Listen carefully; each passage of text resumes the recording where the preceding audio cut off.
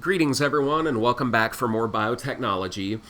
So continuing on in Chapter 6, let's talk very briefly about what an assay is and what sorts of things we can accomplish with various assays. And then later on in the chapter, when we talk about two very common assays, ELISA and Western blots, you'll have a better conception of what exactly we mean when we are talking about an assay.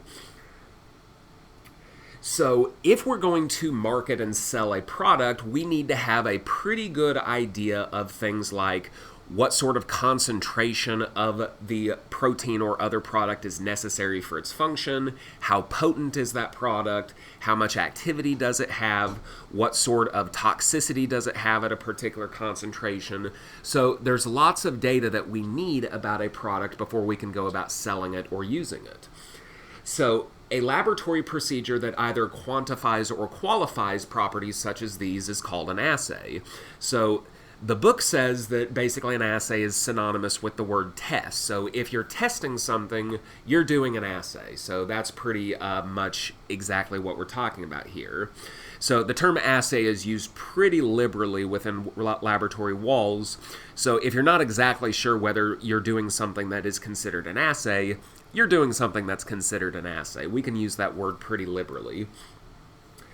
So in this particular example that you're looking at here, we are doing a type of assay that is colorimetric, meaning that we assess the results of the assay based on color changes. So the color changes that we're seeing in this particular case could mean something like the activity or concentration of a given substance differs from sample to sample, meaning that a substance may be more or less concentrated depending on how intense the color change is. So in this case, you'll see that we see different shades of yellow, orange, or even a deep blue. So some different types of assays that we will encounter in our studies. The first is called an activity assay, which is just a test to determine how functional or active the compound of interest is currently. A concentration assay is very, very common and something we will be doing a lot of in Chapter 7. This is a test to determine how much of the compound is present in a given sample. So we can determine, by using assays such as these, the concentration of a particular solute in terms of grams per liter or something like that, things that we talked about in Chapter 3.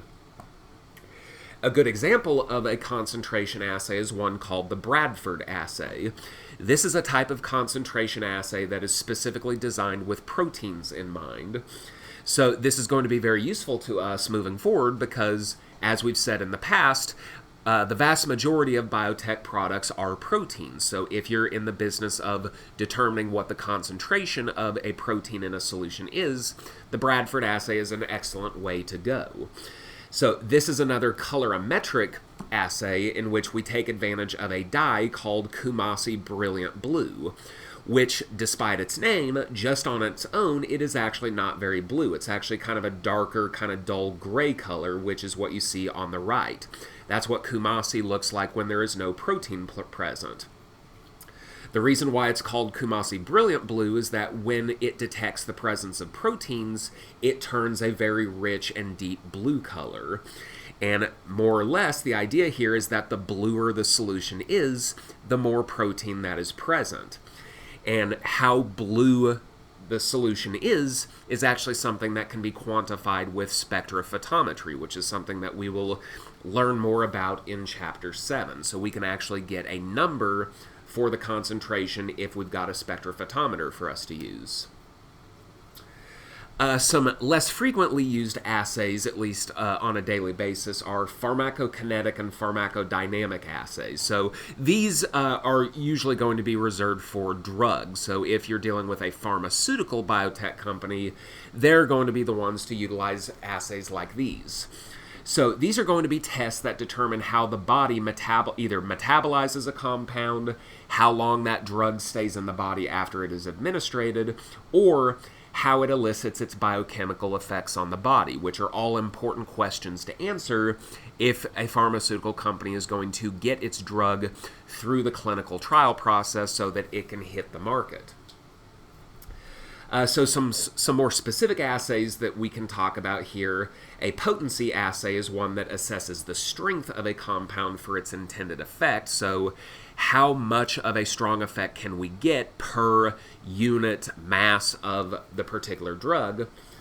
A toxicology assay would assess the strength of a compound for any unintended toxic effects, so side effects and things of that nature. It is always possible to have too much of a good thing, as we are aware. A stability assay would be important in assessing how long a compound will be good for before it starts to lose its potency or its activity. Essentially, what we're doing here is assessing the shelf life of the drug or of the compound. So, as I kind of mentioned, the results of tests like these are going to be important for a drug to be approved by the Food and Drug Administration, which handles a lot of the clinical trial process.